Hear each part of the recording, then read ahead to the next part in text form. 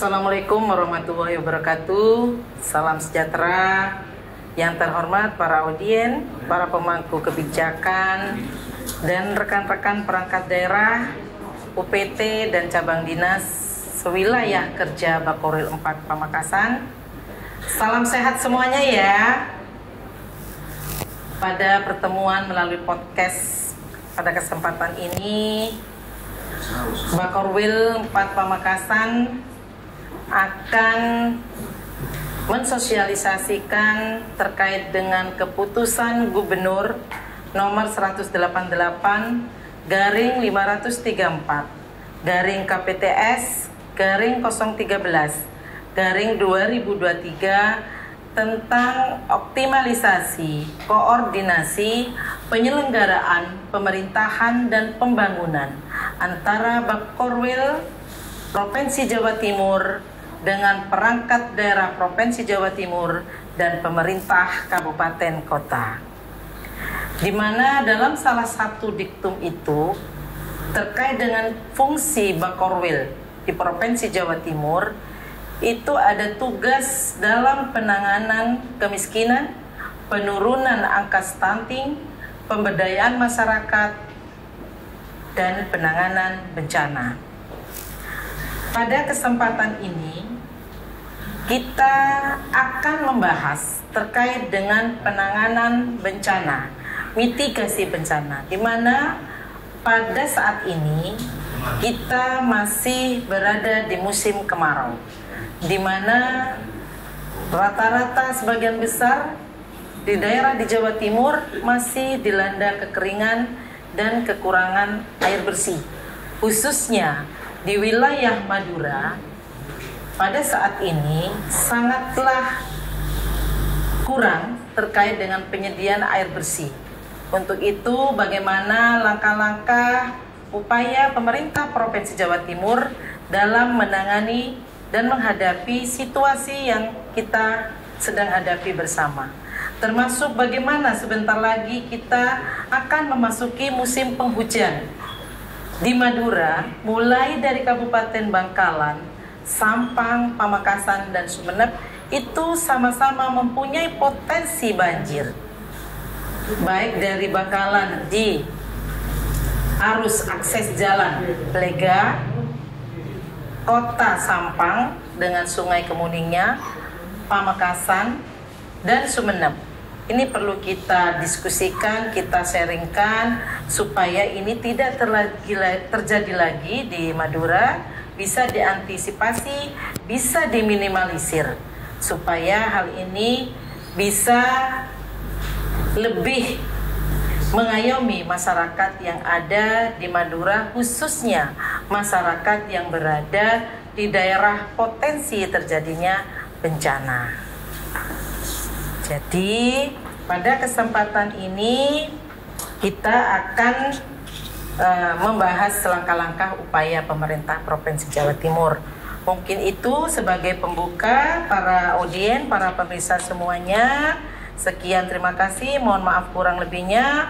Wallahu muwaffiq illa aqwamit thoriq. Wassalamualaikum warahmatullahi wabarakatuh.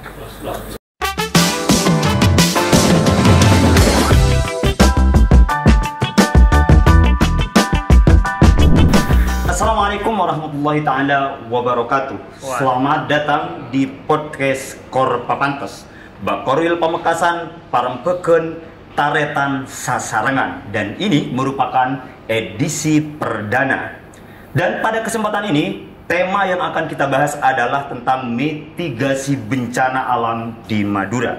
Dan bersama kita saat ini telah hadir dua narasumber. Yang pertama dari Dinas PUSDA Provinsi Jawa Timur, dan yang kedua dari BPBD Jawa Timur. Dan bersama kita saat ini hadir staf seksi operasi PUSDA Provinsi Jawa Timur. Beliau adalah Bapak Agil Prianto. Apa kabar Mas Agil? Alhamdulillah. Baik ya. Selalu semangat. Selalu semangat ya. Apalagi ini edisi perdana loh podcast ya. Ini sejarah gitu ya. Siap. Dan yang kedua, tamu kita adalah dari BPBD Provinsi Jawa Timur. Beliau adalah penata penanggulangan bencana alam ahli muda, Bapak Biga Agus Wahyuwono. Apa kabar Mas Biga? Saya panggilnya. Baik ya, Mas Biga. Salam tangguh terus. Oke, pada edisi perdana ini selalu istimewa menjadi bagian dari hal-hal yang perdana. Tetapi tema kita adalah membahas tentang mitigasi bencana alam di Madura. Kita mulai dari Mas Agil nih, berbicara tentang kebencanaan di Madura. Tentu PUSDA Provinsi Jawa Timur ini mempunyai data terkait bagaimana kebencanaan di Madura. Nah, secara umum apa sih sebenarnya bencana yang sering terjadi di Madura? Ini seperti apa, Mas Agil? Ya, baik, terima kasih. Nah, saya mau menjelaskan dulu untuk perkenalkan dulu, dengan saya Agil Prianto dari PT PSWS Kepulauan Madura. Jadi kita bicara masalah bencana sendiri di Madura. Madura sendiri mulai dari Bangkalan, Sampang, Pamekasan, Sumeneb, dan juga seluruh wilayah kepulauan. Jadi kalau PUSDA sendiri di WS Kepulauan Madura ini wilayahnya mulai dari Madura, Kepulauan plus Bawean juga, Pak. Bawean ya. Meskipun Bawean itu ikut di Kabupaten Gresik, tapi untuk wilayah kerjanya tetap ikut UPT PSDA WS Madura. Jadi bicara masalah bencana memang berbagai macam bencana. Mungkin yang saat ini yang lagi ngetren itu bencana hidrogeometeorologi. Ya mulai dari kekeringan, banjir, angin, puting beliung.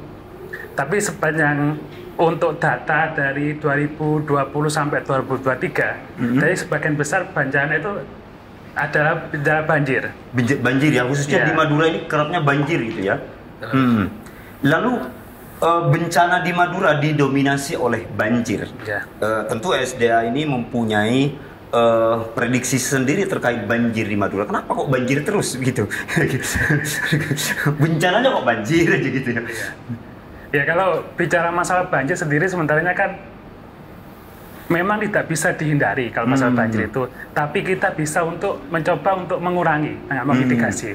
Jadi kalau masalah bencana banjir itu sebenarnya bukan pemenang tanggung jawab PUSDA saja, mungkin tanggung jawab kita bersama dari pemerintah, masyarakat, swasta gitu kan. Jadi kalau bicara masalah banjir kita lihat dari segi teknisnya dulu ya, dari segi sungai. Jadi kalau sungai di Madura sendiri itu cenderung pendek. Sungainya pendek, terus ketika musim kemarau itu kering. Untuk bulan-bulan kemarin saya coba untuk di daerah Sampang sendiri kita survei ke bagian hulu Sampang itu kering. Jadi ketika musim hujan itu banjir. Kenapa bisa seperti itu? Karena sungai kita pendek dan juga dipengaruhi oleh pasang surut air laut. Jadi ketika hujan turun dengan intensitas yang tinggi, dengan jangkauan dari hulu ke hilir sangat pendek. Ketika di bagian di laut pasang, jadi kan otomatis ada antrian. Jadi antrian itu akhirnya menimbulkan luapan sungai. Salah satunya seperti itu. Artinya ada orang yang kemudian mengatakan, oh ini bukan banjir, cuma luapan gitu ya. Padahal tapi teorinya benar semua begitu ya. Terus ini ya untuk Mas Biga ini dari BPBD Provinsi Jawa Timur. Dari bencana di Madura ini, bagaimana sebenarnya yang paling berbahaya sebenarnya terkait kebencanaan di Madura ini? Apakah banjir kah? Apakah kekeringan kah? Atau apa menurut data dari BPBD ini sebenarnya? Ya, terima kasih Mas Esa. Jadi hasil kajian kami Mas Esa, jadi beberapa kajian yang sekarang ini setelah dilaksanakan di BPBD berkolaborasi mungkin juga dengan Mas Agil ya dari PSDA. Jadi potensi bencana yang sering terjadi di Kepulauan Madura ini kalau kita melihat dari hasil kajian memang yang pertama yaitu banjir. Ya, kemudian ada abrasi. Kemudian ada kekeringan. Kemudian ada gempa bumi. Memang kalau gempa bumi ini sangat kecil sekali sih, karena memang Kepulauan Madura ini kan masuk sesar, tapi sesar ini tidak terlalu aktif. Ya.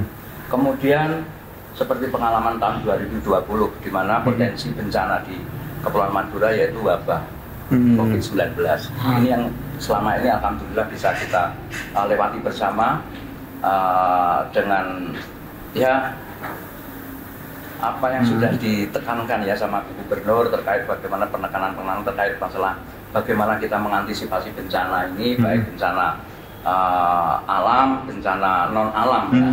COVID termasuk bencana non alam. Dalam hal ini kita sudah melaksanakan beberapa kajian. Tetapi kalau untuk Madura memang sangat besar sekali potensi bencana pada banjir. Mungkin itu yang bisa kami sampaikan terkait masalah hasil kajian. Artinya di Madura ini sebenarnya secara geografis seperti apa sih? Kenapa kok banjir lagi gitu ya?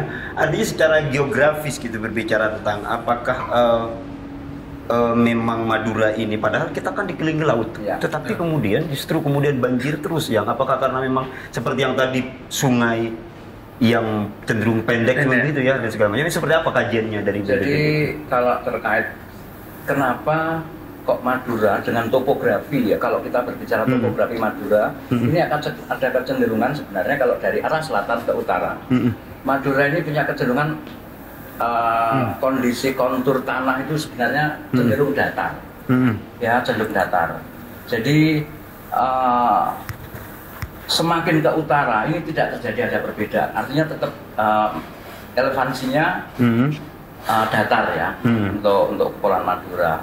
Oleh sebab itu Madura ini merupakan dataran tinggi tanpa gunung berapi. Jadi dataran yang dalam hal ini memang tidak ada gunung berapi, sehingga di sini lebih cocok dengan pertanian lahan kering ya. Mungkin kalau kita melihat bagaimana potensi di kebun-kebun tembakau, kemudian ada beberapa kegiatan-kegiatan masyarakat yang dalam hal ini lebih pada produsen-produsen itu sendiri. Jadi termasuk tembakaunya itu di Kepulauan Madura, terutama di Pamekasan. Jadi kontur tanah di Madura ini sebenarnya kalau dikatakan ada pegunungan, di sini tidak ada pegunungan, tetapi memang ada pegunungan yang mendatar. Artinya perbukitan gitu kalau bahasanya orang Madura, bukit ya bukan gunung, itu berbeda gitu ya. Sehingga itu juga ya yang menjadi faktor secara geografis Madura, sehingga kemudian cenderung hanya banjir dan banjir. Nih Mas Agil, berbicara tentang banjir seperti yang di Sampang tadi. Tidak hanya di Sampang, sesungguhnya ketika banjir itu Pamekasan juga seperti berlangganan hampir setiap tahun, gitu ya. Kali Kemuning kah, di kali-kali yang lain dan itu berkali-kali sering terjadi itu yang namanya banjir. Teman-teman, bukan cuma kali Kemuning, bukan cuma kali Semajit, dan kali-kali yang lain itu kerap terjadi. Sebenarnya apakah ada persamaan antara Sampang, Pamekasan, Sumeneb dan Bangkalan terkait bagaimana sungai itu dan sebagainya? Tapi jangan dijawab dulu, kita harus rehat sejenak dan kita akan kembali setelah pariwara berikut ini. Tetap di podcast Korpapantes. Kembali bersama kami dalam podcast Korpapantes. Masih bersama Mas Agil. Mas Agil, bagaimana melihat konstruksi atau konstruk ya, saya nggak mau konstruksi seperti bangunan saja gitu. Bagaimana perbandingan antara sungai di 4 kabupaten di Madura ini? Tentu kan peristiwa banjir tidak hanya terjadi di Sampang, Pamekasan juga kerap terjadi dan bahkan mungkin di semua kali selalu meluap. Nah, ini seperti apa menggambarkannya, Mas Agil? Baik, terima kasih. Jadi bicara masalah perbandingan tiap-tiap kabupaten. Jadi kalau Bangkalan, Sampang, Pamekasan, Sumeneb, jadi kan satu sama-sama Madura. Jadi kalau orang Madura bilang kan masih tretan tipi. Jadi kalau masih saudara itu identik lah. Identik ya. Morfologi sungainya sama seperti saya sampaikan tadi, cenderung pendek. Dan ketika musim kemarau kering dan musim hujan banyak airnya. Jadi ada dari 4 kabupaten ini ada, kalau teman-teman dari POSDA benar itu primadonanya ya. Jadi primadona itu yang utama kita tangani. Kenapa bilang gitu? Karena sering terjadi banjir. Pertama, kalau di Bangkalan ada Sungai Blega. Oh iya, Sungai Blega. Terus di Sampang ada Sungai Kemuning. Ya, Kemuning. Terus di Pamekasan ada Sungai Semajit. Semajit ya. Di Sumeneb ada Sungai Sokra. Jadi keempat sungai ini punya karakteristik hampir sama. Cuma yang membedakan itu di Kabupaten Sampang. Jadi kenapa Sampang agak berbeda? Karena di sana itu morfologi untuk topografi kotanya itu cenderung seperti mangkok. Jadi di Sampang sendiri ada penanganan khusus sendiri, nanti kita bangun pompa air, pompa banjir. Tapi secara umum untuk daerah Blega, Kemuning, Semajit, sama Sokra hampir sama. Artinya sungainya karakternya sangat pendek begitu ya. Betul. Nah, untuk kemudian berbicara tentang menanggulanginya, tentu kan membutuhkan infrastruktur. Nah, bagaimana kemudian dari UPT SDA Provinsi ini, PU SDA Provinsi Jawa Timur itu mempersiapkan infrastruktur itu? Ini seperti apa, Mas Akil? Baik, terima kasih. Jadi dari Dinas PUSDA sendiri sudah ada kajian untuk penanganan banjir di keempat sungai tersebut. Jadi kita sudah punya master plan penanganan. Mungkin terkendala juga masalah anggaran dan untuk jangka waktunya juga kan. Betul. Jadi untuk di Blega sendiri kita sudah ada master plan-nya. Jadi kalau kita bicara masalah Blega itu biasanya banjirnya ada 2 lokasi. Pertama Sungai Blega, yang kedua di Sungai Panyiburan, perbatasan antara Kabupaten Sampang dan Bangkalan. Jadi itu masih satu das. Jadi kalau bicara masalah Blega itu kan banyak sekali, ada sekitar puluhan anak sungai masuk jadi satu. Ya otomatis kampungannya sungainya tidak mampu. Pertama kan ada perubahan tata guna lahan, terus kemudian banyak bangunan liar. Kalau Mas Esa sendiri kalau berangkat dari Surabaya ke Pamekasan, tidak Sungai Blega sebelah kiri jalan kan banyak bangunan sendiri. Betul. Ya itu mungkin salah satu PR sendiri buat pemerintah provinsi maupun kabupaten untuk menertibkannya. Artinya kompleks ya. Jadi tidak hanya berbicara persoalan anggaran, tapi persoalan kesadaran masyarakat segala macam gitu. Nah, persoalan sosial. Ini saya ke Mas Bige. Saya mau bilang Pak ini sepertinya sangat canggung gitu ya. Mas Bige, berbicara tentang bencana di Madura ini. Saya pikir memang agak berbicara bencana di Madura emang seringnya memang banjir, kekeringan. Tapi berbicara efek, ini tentu sangat besar bagi masyarakat Madura sendiri yang banjir dan segala macam. Jika dibandingkan dengan bencana lain di Provinsi Jawa Timur, ini kira-kira efeknya besar seperti apa ini perbandingan jika dengan kabupaten lain dan kota di Jawa Timur? Terima kasih Mas Esa. Jadi seperti yang disampaikan oleh Mas Agil tadi, kejadian dan bencana di Madura itu lebih banyak terjadi pada bencana hidrometeorologi, terutama untuk kejadian-kejadian banjir. Kemudian di Madura ini juga apabila terjadi musim kekeringan, itu memang kecenderungan di mana daerah-daerah di Kepulauan Madura ini menjadi kering. Ini yang membedakan dengan wilayah lain di luar Madura, di mana di luar Madura itu misalnya di daerah Lumajang dan sebagainya itu ada beberapa kecenderungan di sana terjadi bencana gempa bumi.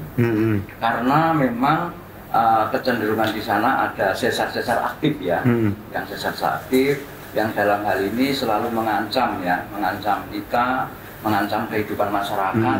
Tetapi alhamdulillah ya, Madura ini meskipun sering terjadi kekeringan, tapi relatif kecil terjadi gempa bumi. Karena memang sesar di Madura ini kan bukan termasuk sesar aktif. Kemudian ada beberapa, mungkin saya sedikit menambahi apa yang disampaikan Mas Agil tadi, di mana seperti kontur Sampang misalnya, di mana ada Sungai Kemuning di sana, yang setiap tahun bahkan BPBD Provinsi Jawa Timur ini pernah menghitung, Mas Agil ya, kita ini sempat menghitung pernah di Sampang itu terjadi banjir sampai 7 kali dalam setahun. Iya. Betul, Pak. Tergantung hujannya itu. Ternyata permasalahannya ketika di Sampang sendiri dalam kondisi yang tidak hujan, tetapi pada pesisir utara sana itu hujan. Ini ada kecenderungan memang setelah sekitar 8 jam. Saya pernah menghitung. Jadi puncak itu nanti sekitar 8 jam setelah dari pesisir utara ada potensi banjir, dalam hal ini hujan yang cukup deras. Itu langsung mengalirnya ke Sampang lewat Sungai Kemuning itu. Sekitar puncak banjirnya nanti sekitar jam 2 jam 3. 8 jam lah prosesnya. 8 jam. Jadi ketika saya ada informasi, saya masih mempersiapkan, kemudian saya berangkat ke Sampang, memang belum sampai. Nunggu dulu ya, Mas? Saya nunggu sampai ngopi dulu gitu ya. Ngopi. Ketika ada yang nanya gini, Mas, ngapain? Nunggu banjir. Jadi memang 8 jam gitu ya. 8 jam. Dan itu rutin gitu ya. Rutin setiap tahun. Di Sampang ya, Mas Akil ya, mungkin tadi diceritakan bahwasannya di Bega juga banyak anak-anak sungai yang terus terang aja kalau saya melihat ketika kesini itu yang saya bayangkan terus terang aja ketika musim hujan itu Blega memang. Betul. Blega. Blega itu nanti mesti begini kan gitu. Jadi rupa-rupanya banjir inilah yang masih menjadi sebuah persoalan ya di Madura. Ya mudah-mudahan dalam hal ini kolaborasi kami dengan koordinasi dengan Pak Korwil, Pamekasan, kemudian koordinasi dengan PSDA, beberapa UPT yang sekarang juga ada di wilayah Pak Korwil Pamekasan ini bisa memecahkan persoalan. Mas Bige tadi berbicara tentang potensi gempa bumi dan barangkali tsunami ya. Kita tahu bahwa Madura ini juga di di kepulauan. Ya. Orang-orang tentu berpikir ketika gempa bumi potensi tsunami, gitu kan. Nah ini juga tentu kita perlu memberikan edukasi kepada masyarakat bagaimana tentang gempa bumi di Madura ini. Tentu agar kekhawatiran itu tidak terus-menerus menghantui masyarakat Madura. Seperti apa sebenarnya potensi tsunami di Madura ini? Begini Mas Esa, jadi tsunami, kalau kita berbicara tsunami ini berarti ada pemicunya. Biasanya yang terjadi efek dari kejadian tsunami yaitu kejadian bencana gempa bumi.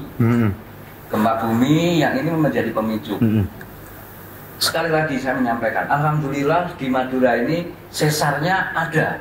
Kalau kita berbicara sesar, di Madura itu ada sesar. Artinya kalau ada sesar, potensi untuk tsunami ada sebenarnya. Ya. Jangan dijawab dulu, kita harus rehat sejenak dan kita akan kembali setelah pariwara berikut ini. Tetap di podcast Kor Papantes.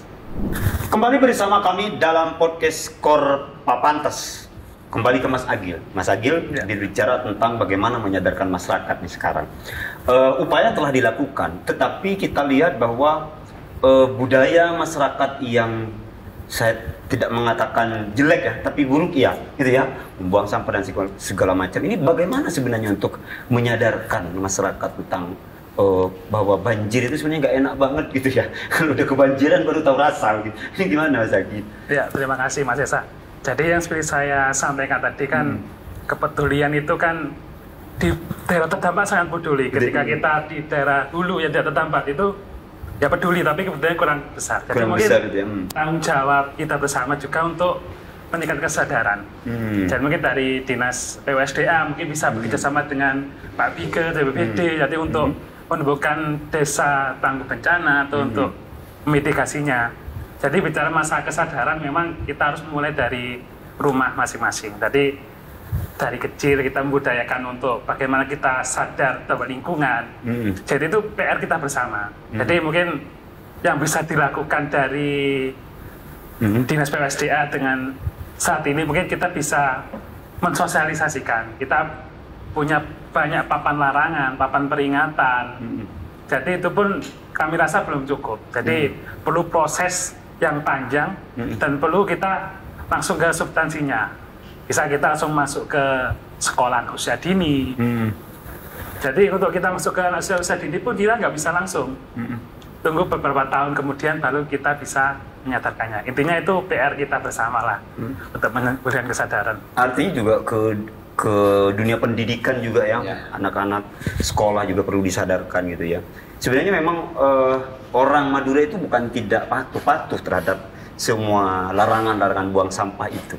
Gitu ya. Jika dilarang di sini biasanya masyarakat Madura itu tidak akan buang sampah di situ Pak, tapi geser paling 2 meter, 3 meter gitu ya. Itu kerap terjadi hari ini gitu ya. Ini untuk Pak Bige ini, bagaimana sebenarnya untuk kemudian mendorong kesadaran masyarakat itu dari BPBD sendiri? Tadi dari Mas Aden sudah menyampaikan juga bagaimana rambu-rambu ini sebenarnya sudah terpasang ya. Artinya rambu-rambu larangan di mana tempat buang sampah yang betul itu rambu-rambu sudah dilaksanakan. Artinya sudah terpasang. Tetapi memang kesadaran masyarakat ini perlu kita bangkitkan kembali, perlu kita dorong kembali. BPBD Provinsi Jawa Timur selama ini yang telah tadi saya sampaikan di mana membentuk sebuah yang namanya sekolah pendidikan mantrana. Di antaranya kita masuk ke sekolah-sekolah. Sekolah-sekolah. Kemudian di BPBD juga ada yang namanya Tentina. tenda pendidikan bencana, yang sampai hari ini bagaimana membludaknya adik-adik kita, anak-anak kita, ya dari TK, SD sampai SMP, bahkan mahasiswa itu yang berkunjung ke sana, karena di sana akan ada semacam pendidikan, edukasi, yang kemudian mengarahkan kepada anak-anak kita ini untuk cenderung membuang sampah pada tempatnya. Kemudian apa-apa yang dilakukan ketika terjadi bencana, artinya kejadian awal suatu kejadian bencana di sana akan kita ajarkan kepada mereka, sehingga pengetahuan terkait bagaimana penanggulangan bencana ini kita berupaya sedini mungkin, ya sedini mungkin. Di BPD sudah tersedia ada tenda pendidikan di sana, kemudian ada Mosipena. Ya, kita punya Mosipena yang sampai saat ini juga menjadi andalan kita di dalam mensosialisasikan bagaimana sih pentingnya kesadaran masyarakat, bagaimana sih kesadaran membangun kesadaran masyarakat, kemudian pemberdayaan masyarakat terkait bagaimana memitigasi, mengurangi risiko itu bencana sendiri. Ini sudah diupayakan. Kemudian ada lagi, yaitu kembali lagi tadi masalah Destana. Destana ini sangat luar biasa. Bagaimana kita membangun penguatan kapasitas masyarakat, baik di gunung, kemudian di laut, maupun di bantaran sungai. Ini kita bangun, ada sekolah sungai, sekolah laut, sekolah gunung. Kemudian kita mensupport juga bagaimana kegiatan-kegiatan Dinas Lingkungan Hidup, terkait bagaimana mensosialisasikan kegiatan-kegiatannya yang pada akhirnya berupaya bagaimana masyarakat ini bisa disiplin terhadap lingkungannya. Mungkin itu Mas Esa yang artinya berbagai upaya ya, berbagai program diluncurkan juga dari Dinas SDA Provinsi Jawa Timur juga melakukan berbagai upaya, BPPD juga seperti itu. Berbicara tentang kebencanaan memang sangat menarik, Mas. Tetapi waktu juga yang harus memisahkan. Tetapi sebelum diakhiri, di podcast Korpa Pantas yang edisi perdana ini, kita berikan waktu kepada dua pembicara kita untuk closing statement. Kita mulai dari OPT SDA Provinsi PU SDA Provinsi Jawa Timur, Mas Agil, dipersilakan. Terima kasih. Bicara masalah bencana, kalau yang kita sebut banjir, memang banjir itu tidak bisa kita hilangkan. Jadi itu bencana bisa kita bilang anugerah juga dari Tuhan. Jadi kita cuma bisa untuk memitigasi, mengurangi dampaknya. Dampak dari bencana sendiri itu agar tidak langsung kita rasakan begitu besar. Kita bisa memulai dari diri kita masing-masing, kita mulai dari keluarga kita mulai dari masyarakat sekitar kita. Yang jelas kita harus menyatu dengan alam, kita lingkungan kita. Semoga alam tidak akan mengecewakan kita. Karena dengan kata lain, ketika kita mencintai, otomatis yang kita cintai juga merespon dengan baik. Terima kasih. Silakan, Mas Biga. Terima kasih. Jadi terkait masalah bagaimana penanggulangan bencana menjadi tanggung jawab kita bersama. Jadi dalam hal ini bukan menjadi tanggung jawab hanya BPBD, bukan menjadi tanggung jawab hanya dari PUSDA, tetapi harus kita samakan persepsi kita. Penanggulangan bencana adalah tanggung jawab kita bersama. Sehingga di dalam pelaksanaannya kolaborasi ini harus tetap berjalan. Bagaimana masyarakat kita, bagaimana kita memberikan kesadaran kepada masyarakat untuk selalu menjaga alam. Karena ada pepatah mengatakan kita jaga alam, alam jaga kita. Ya kan? Kita jaga alam, alam pasti jaga kita. Itu aja yang bisa saya sampaikan. Terima kasih. Mudah-mudahan apa yang sudah kita lakukan bersama ini Mas Esa bisa menambah wawasan, baik itu antisipasi maupun bagaimana ketika terjadi bencana. Tetap jaga alam, alam jaga kita. Agar Buang alam sampah, jaga kita gitu ya. Buang sampah pada tempat. Begitu banyak.